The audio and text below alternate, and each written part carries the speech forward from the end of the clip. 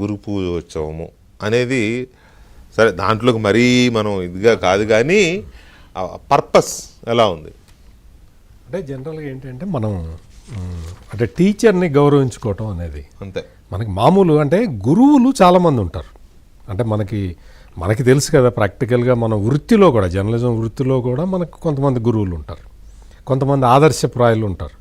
వాళ్ళని అనుసరిస్తూ పోతూ ఉంటాం. ముఖ్యంగా ఏంటంటే టీచర్లకు సంబంధించి వాళ్ళని గౌరవించుకోవటం అది మన కల్చర్. మనకు చిన్నప్పటి నుంచి నేర్పేది అది. ముందు టీచర్కి దండం పెట్టని తల్లిదండ్రి చెప్పి నేర్పించేది. ఇప్పుడు లేదు, ఒకప్పుడు ఉండేది. మీరు ఇంట్రడక్షన్ అదంతా విన్నాను. నా జ్ఞాపక శక్తికి అందట్లేదు కానీ మీకు ఒక చిన్న క్వశ్చన్ అడుగుతాను నేను.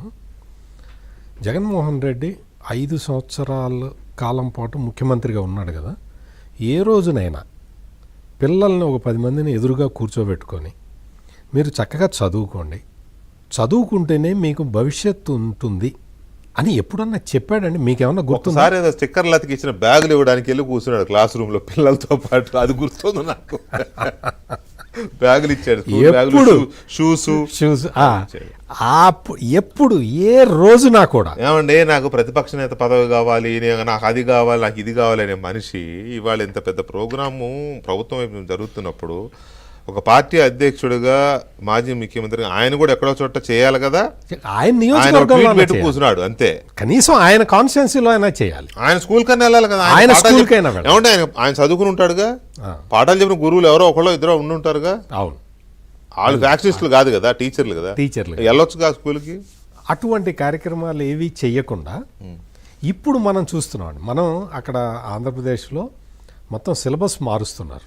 నాకు ఇందాక లోకేష్ స్పీచ్ వింటుంటే ఆయన చెప్పేది నాకు చాలా అద్భుతం అనిపించింది.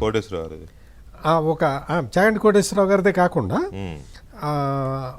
ఇంట్లో పనిచేసే సమయంలో ఆ ఫోటోలన్నీ ఆడపిల్లల ఫోటోలు ఉండేవి. వాటిని మేము మగపిల్లలు చేయకూడదా? నేను ఆ ఫోటోలు సగం ఆడపిల్లల ఫోటోలు తీసేసి మగపిల్లల ఫోటోలు పెట్టించాను. అంటే మగపిల్లవాడిది కూడా తల్లికి సహాయం చేసే బాధ్యత ఉంటుంది అని చెప్పటం ఉద్దేశం. అంటే ఇది ఒక చిన్న ఎగ్జాంపుల్.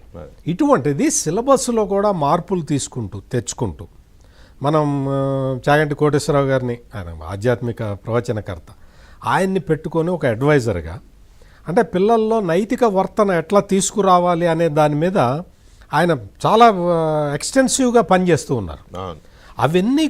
ఇవన్నీ పిల్లలకి చెబుతూ ఉంటే క్రమంగా మారుతూ ఉంటుంది. మనం 5 సంవత్సరాల కాల పరిమితిలో దాదాపుగా ఒక జనరేషన్ పిల్లలు మొత్తం కూడా స్కూలు డ్రాప్అవుట్స్ పెరిగిపోతుంటే ఏమి చేయలేని నిస్సహాయ స్థితులు. అంటే స్కూల్ డ్రాప్అవుట్స్ని పెంచిన ప్రభుత్వాన్ని మనం చూసాం. స్కూల్ డ్రాప్అవుట్సే కాదు, మీకు అసలు విచిత్రం ఏంటంటే బెస్ట్ అవైలబుల్ స్కూల్స్ని మూసేయటం, స్కీమే లేదు, అసలు స్కీమే ఎత్తేయటం. ఆ తర్వాత జగన్మోహన్ రెడ్డి అద్భుత 5 సంవత్సరాల కాలంలో జరిగింది ఇంకోటి ఏంటంటే ప్రైవేటు స్కూల్స్ కూడా మూతపడ్డాయండి. దేశంలో ఎక్కడా లేదు. అంటే ఇటువంటి పరిస్థితుల్ని తీసుకొచ్చి నేను ఇంగ్లీష్ మీడియం పెట్టాను, ఆ ఇంగ్లీష్ మీడియమే మీ జీవితానికి శరణ్యం అని చెప్పి ఒక అంటే రాంగ్ మెసేజ్ని కన్వే చేయటం, ప్లస్ సమాజాన్ని డివిజన్ చేయటం. నువ్వు సమాజాన్ని కలుపుతావా, డివిజన్ చేస్తావా? అంటే నేను ఈ పాయింట్ ఎందుకు చెప్తున్నానంటే రాజకీయ అంశాలు కాకుండా ఇవన్నీ కూడా ఒక మనిషి ప్రాథమిక లక్షణానికి సంబంధించిన విషయాలు.